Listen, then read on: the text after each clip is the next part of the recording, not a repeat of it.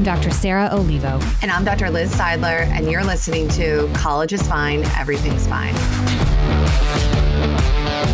Sarah, we're finally here. We've heard from a coach, we've heard from a sports psychologist, and now we're going to hear from the college athletes themselves from all over the country, from private and state universities and a lot of different sports, one of which you play, Sarah.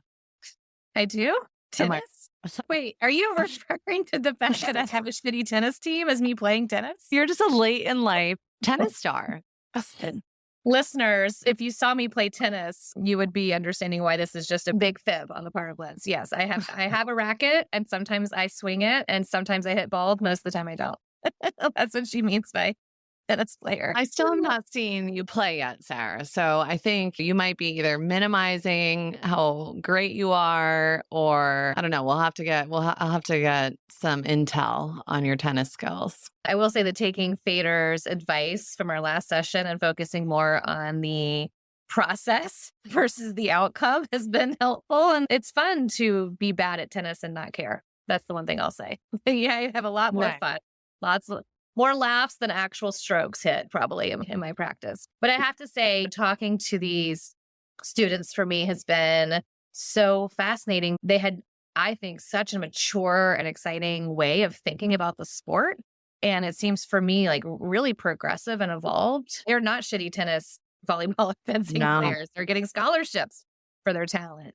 Yeah, that's probably why I coach field hockey, is because I wasn't good enough to make it in college. At least I get to see the young kids that maybe don't feel the pressure of the sport. And I will say it was wonderful to see that all the athletes we spoke to still really love and enjoy the sport itself and have worked really hard over the course of their career to figure out, how do I hold on to an element of like fun? Because that's what sports are supposed to be about, while also achieving these really important goals. And I think you touched on it. We can preview a little bit. What happens when it stops being fun or you're not able to play something you love? And we'll get in more of that next week. But this week, we talked to them about a lot of different aspects of what it's like to be on a team and to be a student. And a little preview for the audience, we asked each athlete the same set of questions. What does it feel like to put on your uniform? How do you define mental toughness? Do you struggle with any limiting beliefs? And what are some ways that you manage burnout? And you know, Liz and I can't help ourselves. We definitely found some dialectics we'll share with you too. Okay, so should the two non-athletes in the room just shut up and let them talk? I think that's a good idea. You'll hear our voices shortly. We'll share some insights and skills based upon some of the themes that we heard in their stories. We're trying to get a sense of the highs and the lows about being a college athlete. And so the first thing I like to think about is, what is it like for you to put your uniform on? Personally, when I first put the uniform on and I was playing for my team, I was so nervous and I played terribly because I was incredibly stressed. And I just knew that all the training that I had done in the semester previously was leading up to that moment. And so when it was finally time for a match, I was just overwhelmed a little bit and overwhelmed with the crowd. But now it's been like second nature for me. I'm nervous, of course, playing tennis, but it's more excitement. I know how to get the crowd involved now and lean on my teammates, even though they're a full court away from me. We have our little techniques that we do. So it's been a great experience overall. I think the short answer is it probably depended on the day. But overall, I always felt like it was a privilege. I don't know, always felt like it was just a gift to be able to do that every day. My experience has been unique in that I was actually committed to a different school before I came here. And then the coach moved. And the coach that I was with previously is the coach that's here now. So my original plan was to stay at the school I was at the first time, but that just didn't work out. So I ended up coming here. And it was never really in my plan to go play for a big school with lots of people and like a big name or anything. So that was kind of nerve-wracking for me the first time, like on those first few game days. Oh my gosh, there's a lot of people here and they're all staring down at us. But now it's just kind of become this bittersweet thing. Great, I was here for 4 years, like I left my mark, I did everything I could, but at the same time too, like every athlete is going to feel like they always could have given more or ended it differently in a better way. So that's just kind of, I'm battling that right now of, hey, it may not feel like I gave everything I had, but I know I did. So great, happy to wear this jersey. I've worn it for 4 years. I don't know what else I would have been wearing. Okay, switching gears a little bit, we next asked the athletes to define what it meant to be mentally tough.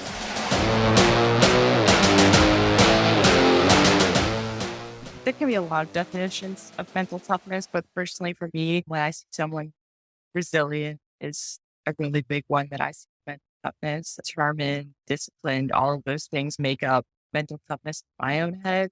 But I also realize that's not an automatic process. People are just born with those traits. And it's something that you have to continuously work on for anything really. It could apply to sports, but it could also apply to some things in life as well. But yeah, it's not something you just wake up and say, oh, I'm going to be so resilient today, because something could happen during that day. Something bad could happen and you're not prepared for it. So it has to always be a lifelong journey. I was smiling while you were asking that because I personally I think there's a lot of mental toughness in being vulnerable and maybe not being mental tough all the time, and perhaps even showing that sometimes. I think that's an aspect that is not talked about enough.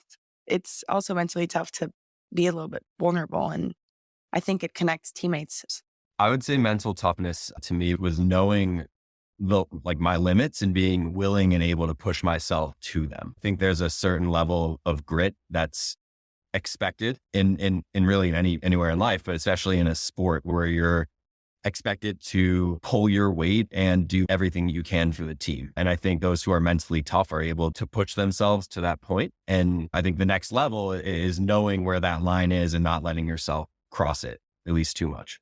I was the kid whose parents was staying up with them until 4 a.m. trying to get the math homework correct and turned in the tear-soaked papers because I just couldn't figure it out for the life of me. So mental toughness is something that I was raised with and I was told it would push through, which to some degree, yes, you should be pushing yourself to be the best that you can be. That's the whole reason that we play sports, is because we have this athletic physical ability that we want to train and get to be in the top of the top.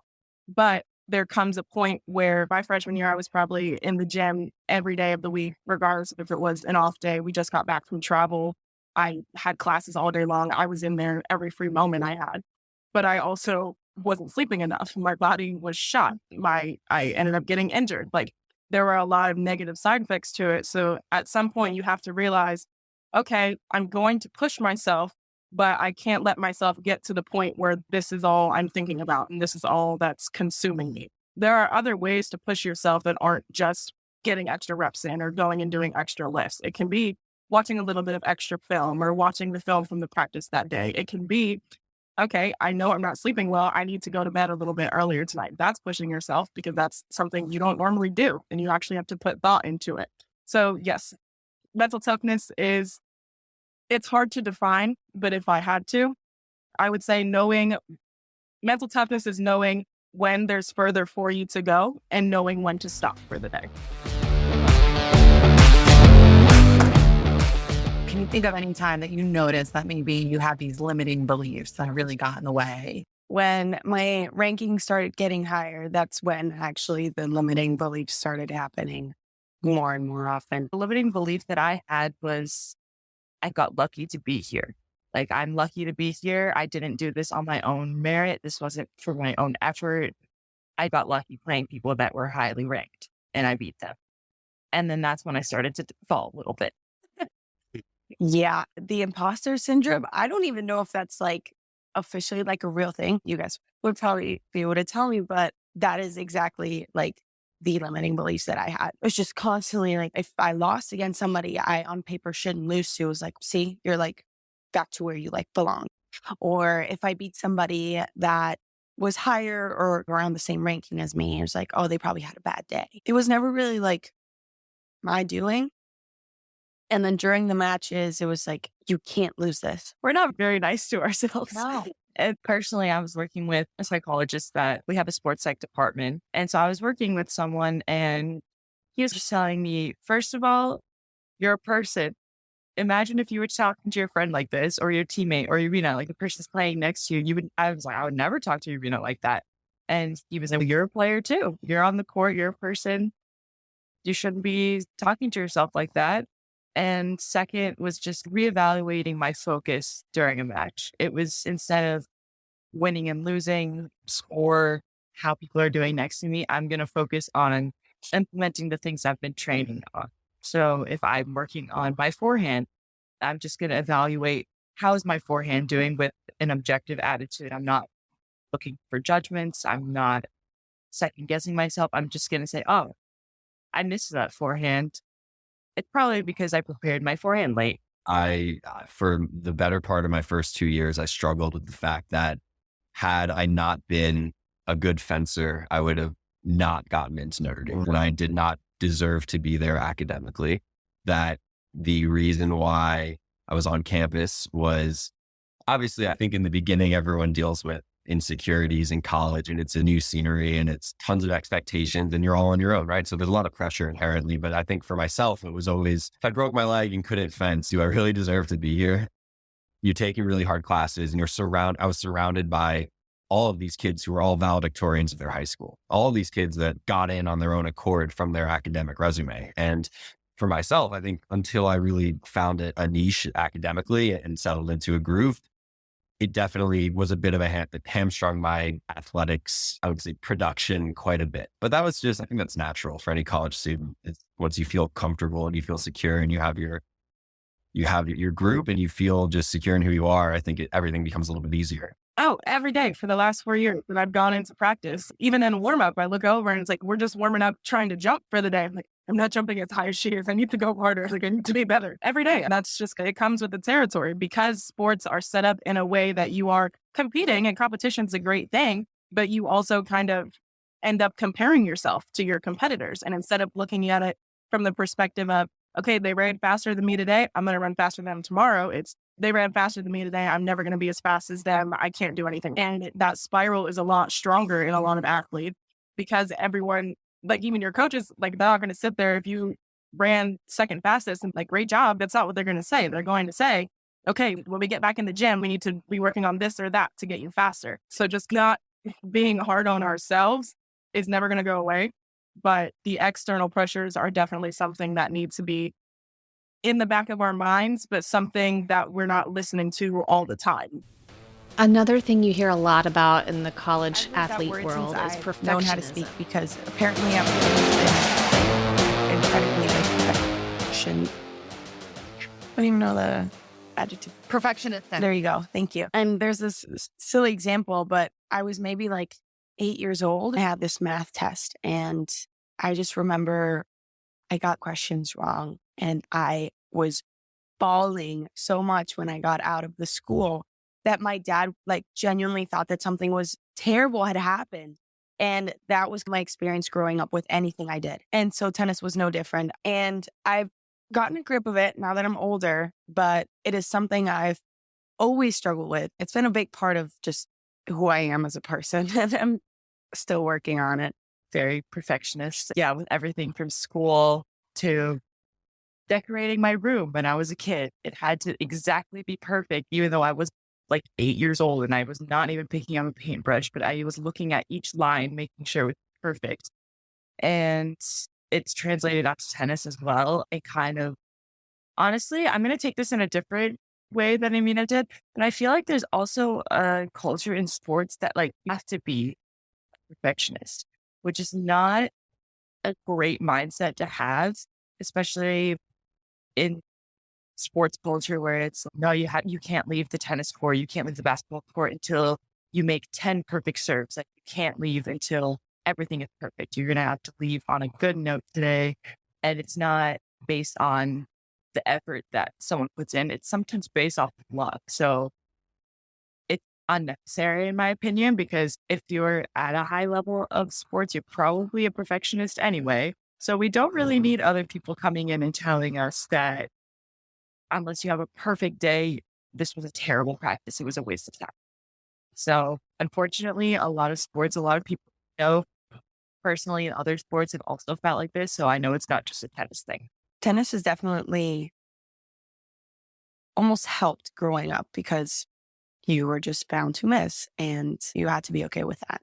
In a sport like fencing, I don't know how familiar you guys are with it, but fencing is all about the cleanest of, the tiniest and cleanest of movements, right? So it's about really perfecting these repeated motions. So I think perfectionism as it relates to my sport is almost normalized because it's just understood that if you want to be good at this sport, you have to focus on the millimeter level of movement and detail. I would say that maybe my perception of it is skewed to the positive just because it's what I always grew up with. I think that it goes in school life, whatever, like in fencing also, like there comes a point where it's, I've reached the level that I need to reach and all right, we're good. Can compartmentalize that, stop worrying about that, move on to the next thing. But yeah, it's a relentless pursuit of that like 99.99999% perfection is not realistic. Perfectionism is definitely something that every team talks about at some point, because especially with volleyball, the perfect attacker would go and kill every single ball. That's just not how volleyball is played, though. In our sport specifically, if the first team to make 25 mistakes, you just are trying to make less mistakes in a shorter amount of time. So that's an interesting angle of it from volleyball. But I can talk about that for hours. So kind of on a more personal level, though, yeah, the first like year or two that I was here and was playing at a collegiate level, I'm watching these 23, 24-year-old girls going up, hitting the ball so much harder than I am, being able to make plays that I wouldn't be able to make. And just things like that ties back into that I'm just not good enough idea if I can't be perfect like these girls are. But something that really helped me is I love weightlifting. In the weight room, you either move the weight or you don't.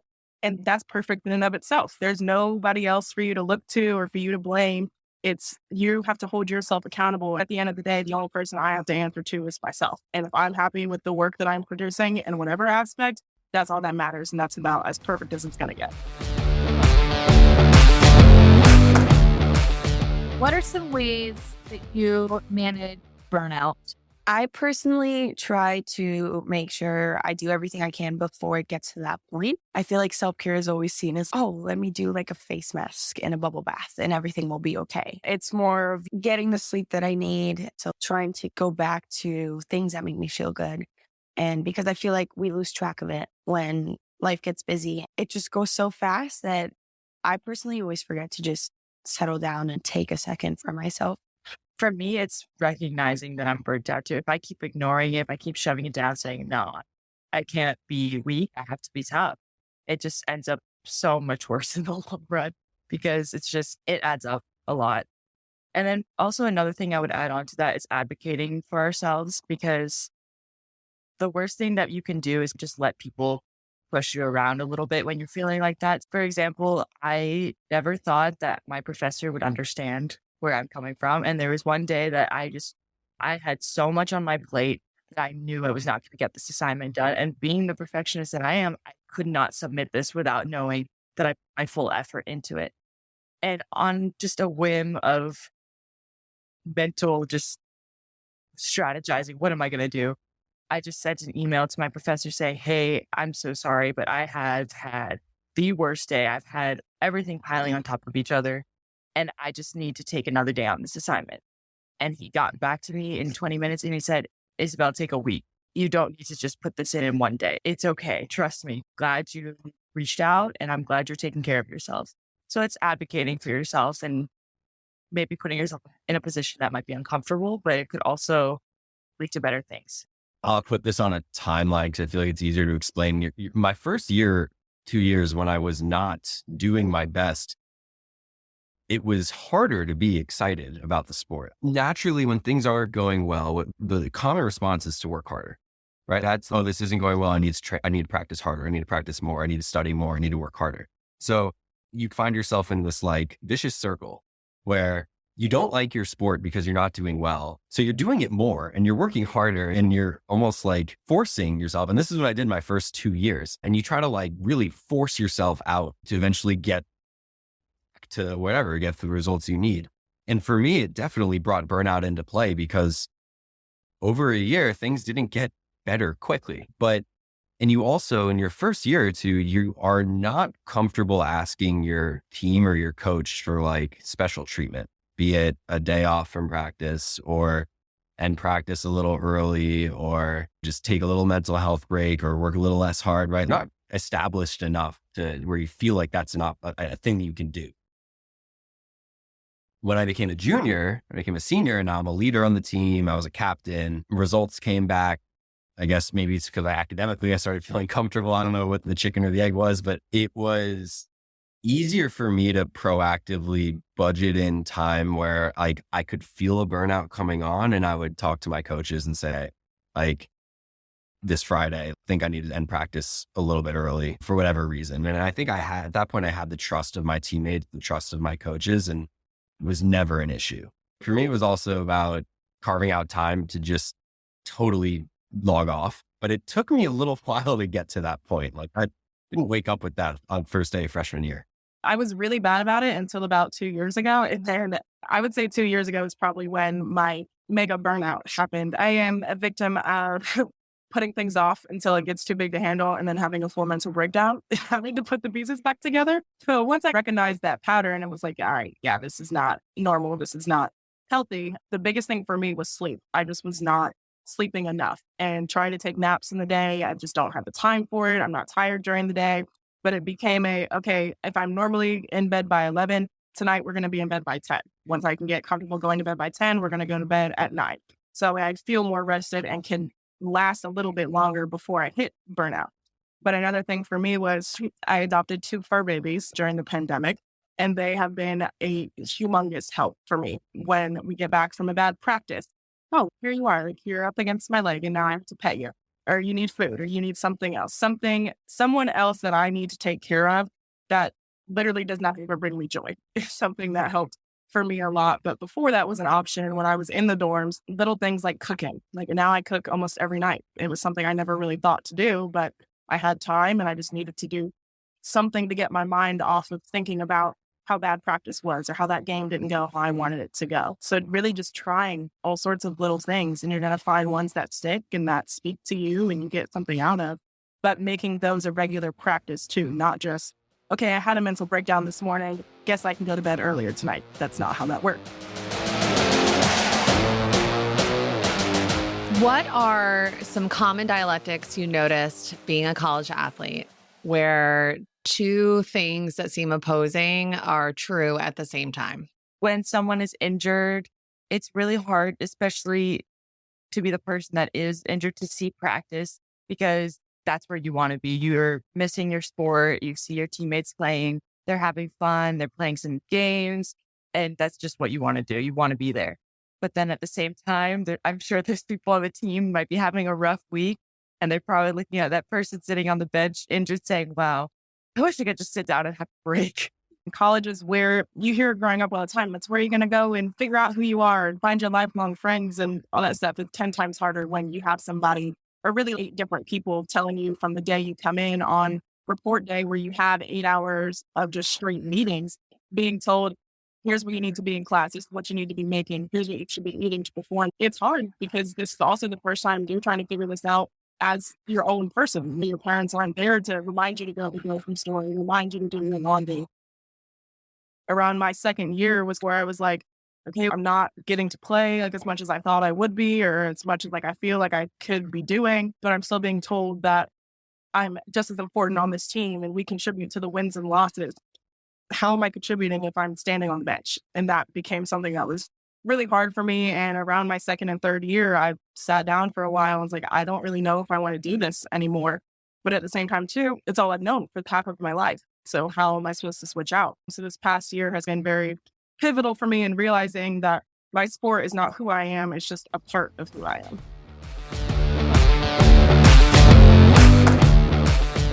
We don't want to review all the amazing wisdom that these students had. And at the same time, there were things that we could perhaps add to and supplement. One of the things they talked about was how diversifying what they do outside of the sport helped with things like burnout, allowed them to have a better, more flexible definition of mental toughness. And Liz, you talk about this a lot, how to diversify the activity diet. Another way we describe this is the whole brain approach. Yeah, I think what we heard was how I think a lot of them had these like light bulb moments where they realized that maybe they were paying attention too much to their sport and that they weren't paying attention to other aspects of their values and their priorities. And that the potency, let's say, of some of the activities that they were doing were losing their value. And that a lot of them spoke about having to be more mindful. What ingredients am I going to put in my week that are going to help keep me happy, reduce burnout, keep me physically healthy? And I think it was great that we had this kind of a longitudinal kind of aspect that they were able to talk about. Just by chance, we talked about people that were later on in their college career. So they were able to talk about the pitfalls as well as the lessons they've learned, which was definitely not doing the same thing all the time. They talked about cooking, spending time with pets, just friends outside the sport. I think that leads next to something Feder talked a lot about. He discussed perspective taking, zooming out and seeing the whole thing, that everything has a beginning, middle, and end, and that this particular match in and of itself won't define you. And if you have a diversity in your experience, I think it's easier to have some perspective. One of the things that Feder also mentioned in his interview, and we heard about this for some of the athletes, was the importance of developing consistent daily habits. And whether that looks like meditation or calling a friend or, I don't know, mindful coloring or painting or doing some hobby related activity, that the consistency of these habits, when they accumulate over time, help reduce our emotional vulnerability. Another thing we heard a lot of, and I feel like I don't know about you, Sarah, I drill this into my patients, is the importance of sleep and nutrition. Feder spoke about that. It is really difficult to be emotionally and physically resilient when we're not eating and we're not sleeping well. And a lot of the athletes spoke about that as well, that they've had to pay really close attention to those factors, even in a situation where you would think the environment would really value eating well and sleeping amongst college athletes, given what they're doing with their brains and bodies every day. It's almost as if it's this invisible skill that oftentimes people don't actively put into program. They say, okay, get an A, we see that. We say, get this score, we see that. And I think people assume, oh, if those things are happening, it's because the person is feeling grounded and okay. But a lot of times that's happening at the risk of getting little sleep and at the risk of getting nutrition. Time a coach is asking about those things as well as practice, I think that shows you a good coach. Two of the things that we talked about a ton, and this is where we could have a whole episode on limiting beliefs. They discussed comparisons. They discussed, do I deserve to be here as a student if I'm an athlete, right? Maybe at a school where I wouldn't have gotten in just based on grades alone. Also, am I contributing if I'm sitting on the bench? Am I even part of this team? We obviously talked a lot about the yips, thinking instead of doing, with Feder in his episode last week. So just starting off about the ways that we talk to ourselves in our mind and how much that can impact our performance, whether it's in school or on the court.